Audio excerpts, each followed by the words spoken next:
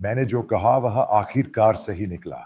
तो इस सत्र से हमारा तात्पर्य यह है कि भारत कई जगहों पर आत्मसमर्पण कर चुका है और अमेरिका के उस स्तर तक गिर गया है जो मैंने कहा था। आपको पता होना चाहिए कि रक्षा सौदे को जून या जुलाई में 10 साल के लिए नवीनीकृत किया जाना चाहिए। इसकी शुरुआत 2005 में हुई थी जब वाजपेयी सत्ता में थी। उसके बाद नरेंद्र मोदी ने 2015 में इसका नवीनीकरण किया। फिर एक और नवीनीकरण किया गया। फिर जब 2025 में इसका नवीनीकरण होना है तो अमेरिका सख्त हो गया है और उसने कई नियम लागू कर दिए हैं। रूसी सामान नहीं खरीदा जा सकता। आपको पहले जाकर कच्चे तेल का कारोबार रुकना होगा। यानी अम्ब्रेला साइकिल दिशा निर्देश पूरे हो गए हैं और जून जुलाई की घटना भी यही थी। अंततः अक्टूबर के बाद, सितंबर के बाद, नवंबर में, माफ कीजिए, नवंबर में, अक्टूबर के बाद, नवंबर में, अब हस्ताक्षर कर दीजिए क्योंकि यहां बहुत सारा अमेरिकी सामान, सेवाएं, माल पड़ा है क्योंकि उसके स्पेयर पार्ट्स और कार्यक्रम अंदर जाने चाहिए जहां तक मुझे पता है। यानी ऑपरेशन सिंदूर के बाद भारतीय कूटनीति की सबसे बड़ी विफलता, रूसी क्रूड भारत अमेरिका बेहद शर्मिंदा हुआ। और इसी तरह लगभग 10 या 50 बार अमेरिकी जिन 7 विमानों के बारे में राष्ट्रपति ने कहा कि उन्हें मार गिराया गया, भारत ने एक शब्द भी नहीं कहा। जब हम यहां यह सब देखते हैं तो एक सवाल उठता है कि इस सब की क्या जरूरत थी। सबसे पहले एक समाधान है। आइए 2 कोणों से सुने। मान लें कि भारतीय दृष्टिकोण वही है जिस तरह से भारत दुनिया को देखता है। सभी शांतिप्रिय लोग जो जानते हैं कहते हैं कि हम एक जैसे हैं। हम जो कहते हैं कि हमला करने का भारतीय तरीका ही सही है, अगर वो आता है तो ही वहां जाएं, कोई प्रयास नहीं।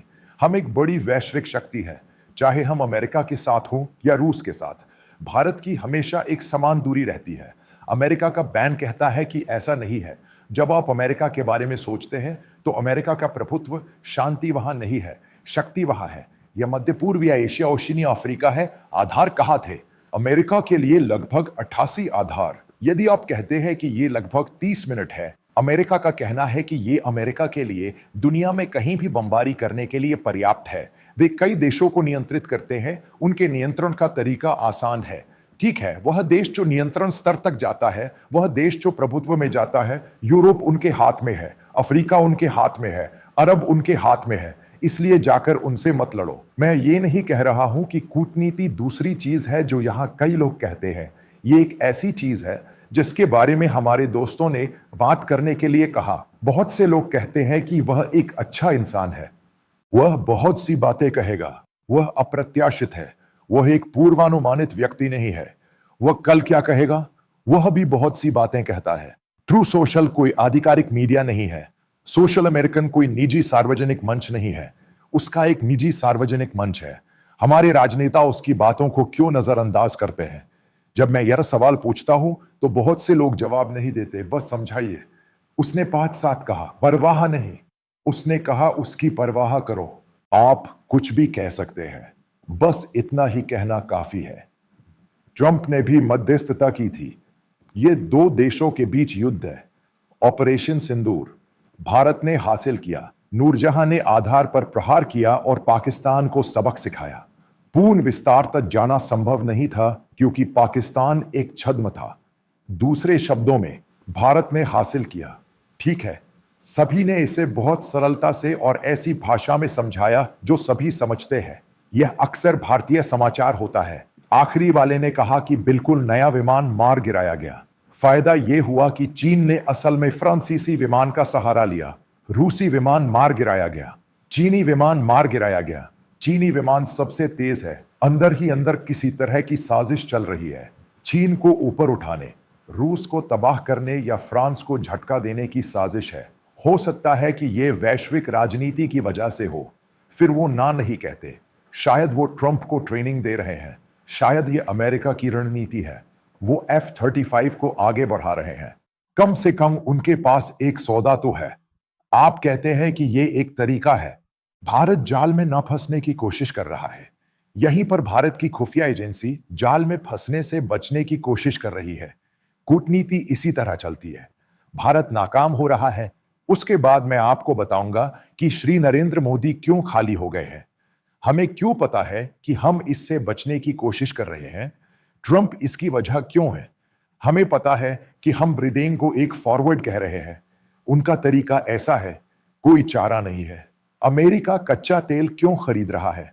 अमेरिका के साथ व्यापार सबसे अहम मुद्दा है। यह कितना है, बल्कि उससे भी ज्यादा जिसका भारत ने कभी अंदाजा नहीं लगाया था। ट्रंप किस तरह भारत पर हमला कर रहे हैं, यही समस्या है, बल्कि अंदाजा लगाना है वे क्या कर सकते हैं।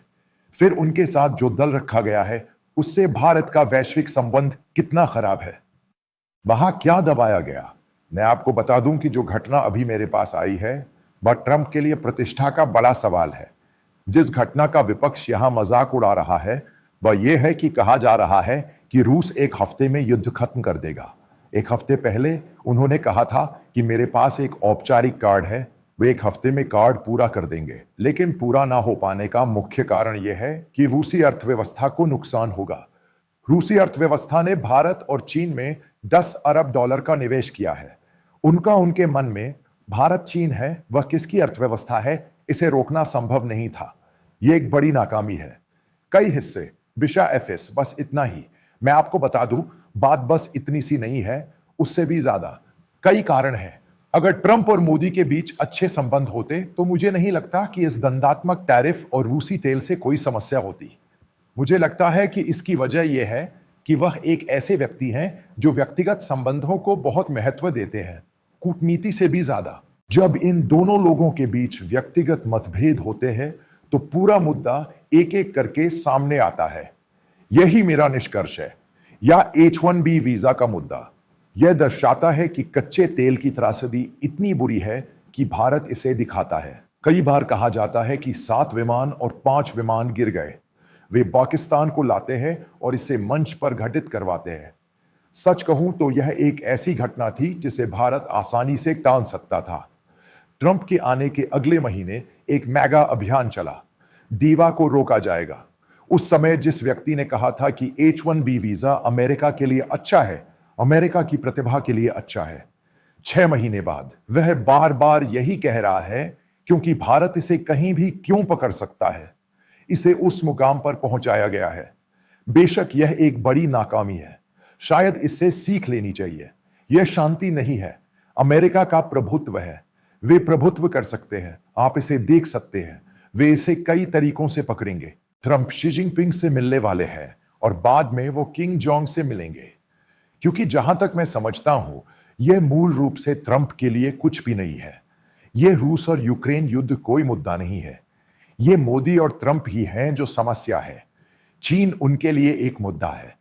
भारत को उनके एक के पास ले आओ, यह एक प्रमुख उद्देश्य था और इसीलिए भारत ने उन्हें वैश्विक मंच पर उठाया। भले ही यह एक धोखा था, लेकिन उन्होंने कभी नहीं सोचा था कि मोदी ऐसा करेंगे।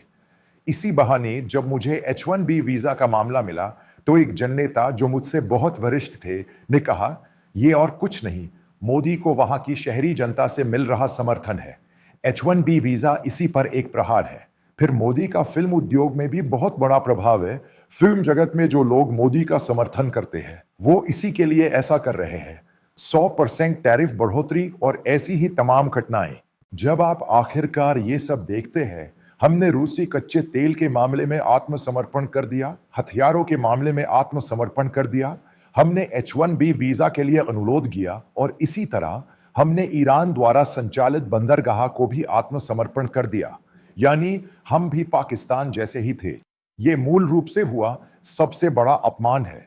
मेरे विचार से पाकिस्तान को सामने लाओ, वैश्विक इसे अजीब समझा जाएगा। हालांकि वैश्विक स्तर पर यह निश्चित है कि इसका भारत पर असर पड़ेगा।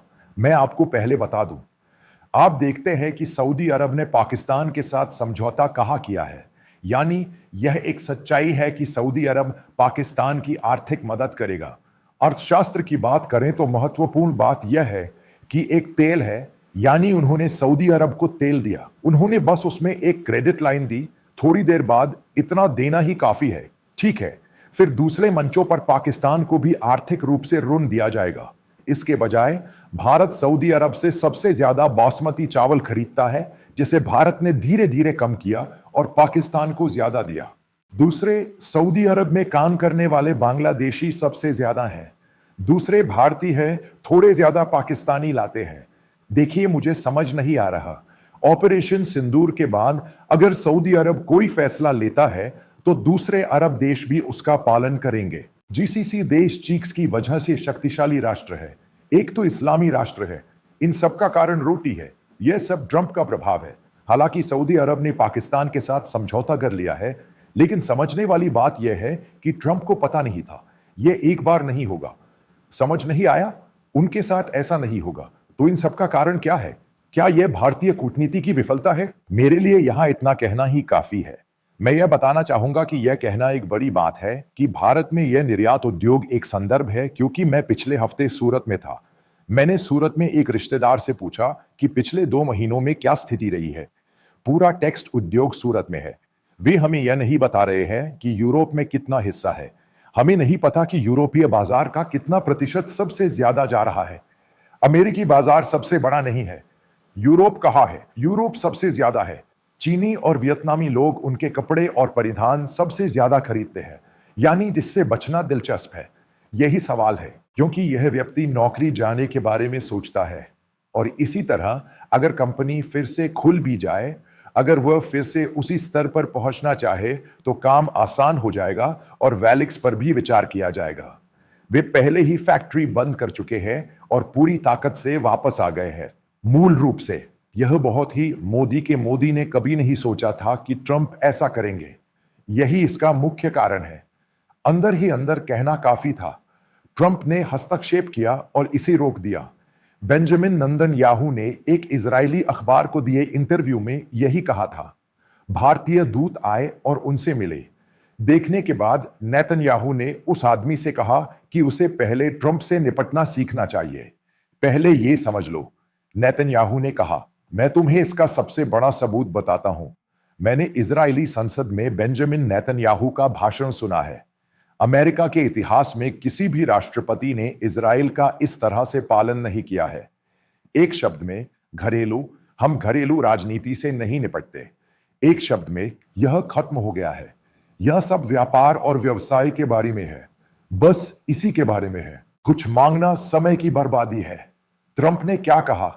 इजरायली राष्ट्रपति को बताओ, तुम्हें उसे माफ कर देना चाहिए, यानी बेंजामिन नेतन्याहू को, गंदा मामला वापस लेने के लिए। दुनिया का कोई भी राष्ट्रपति अमेरिकी राष्ट्रपति से ऐसा कुछ कहेगा क्या? यही समस्या है।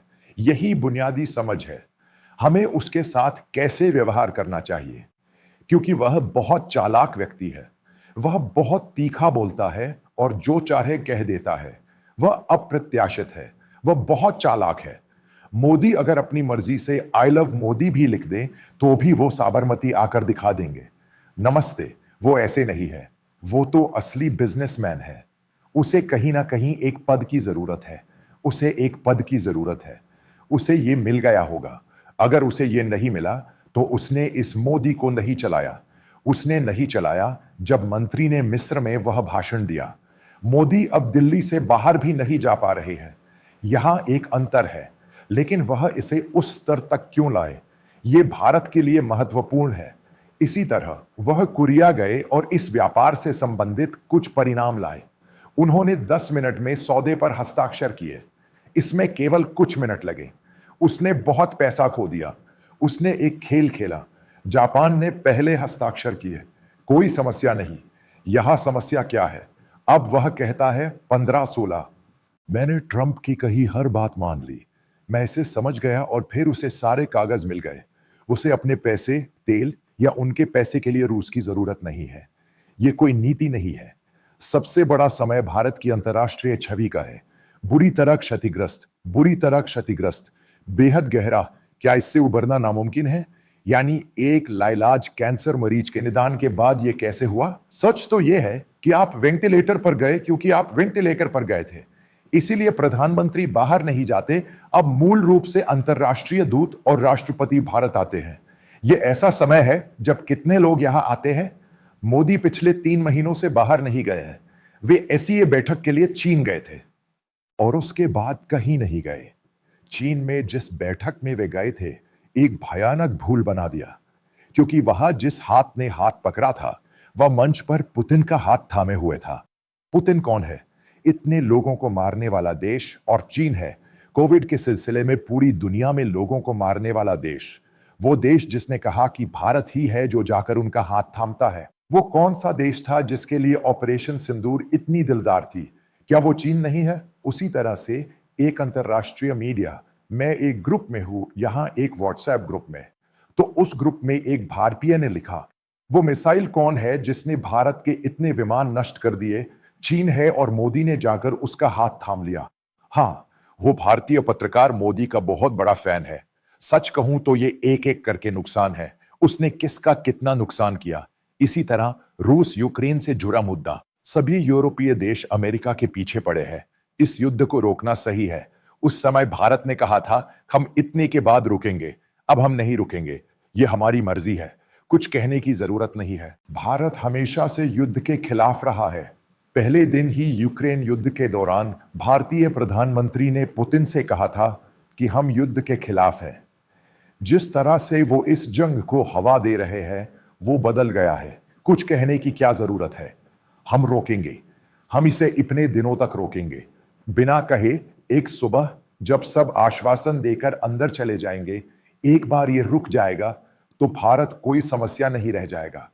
ये चीन है या ईरान। इसी तरह भारत में ईसाइयों के खिलाफ जो समस्या हो रही है, वो भी। अमेरिका ने राष्ट्रपति ट्रंप को दिवाली की बत्तियां जलाते देखा। क्या उन्हें लगा था कि उन्हें झूठा कहा जाएगा? जेडी समर्थकों की समस्या, जेडी समर्थकों की, अगर हम सचमुच जेडी समर्थकों की बात करें तो भारत समस्याओं को बढ़ा चढ़ाकर नहीं पेश कर रहा है, खासकर मीडिया जो पूरी टीम है। आखिरकार जेडी समर्थक भारतीयों के खिलाफ हैं। क्या समस्या की शुरुआत भारतीय नहीं बल्कि समस्या का अंत भारतीय ही कर रहे हैं? इसलिए जेडी समर्थकों को भड़काने वाला सवाल बेवजह था। दूसरा, अमेरिका में मीडिया ने कब्जा कर लिया है क्योंकि वे जेडी समर्थकों पर महाभियोग चलाने का मौका तलाश रहे हैं। अगला राष्ट्रपति 2028 साल जेडी समर्थक और मार्क रूबी अमेरिका के राष्ट्रपति और उपराष्ट्रपति बनने वाले हैं। तो उस मौके पर डेमोक्रेट्स उन पर महाभियोग चलाने के लिए किसे इस्तेमाल करेंगे? कुछ लोग कहते हैं कि भारतीय भारतीय भारतीय विरोधी, इससे बचना चाहिए। कट्टरपंथी अनावश्यक है। मूल रूप से पहली बात जो समझने की है वह यह है कि यह अमेरिकी एक वैश्विक नागरिक है और मूल रूप से मेरा भारतीयों के साथ अच्छा अनुभव रहा है। वे ही है जिनके पास यह है। इसलिए आप जिस भी देश में जाएं, आइए लंबी बातचीत करें, आइए आगे सहयोग करें।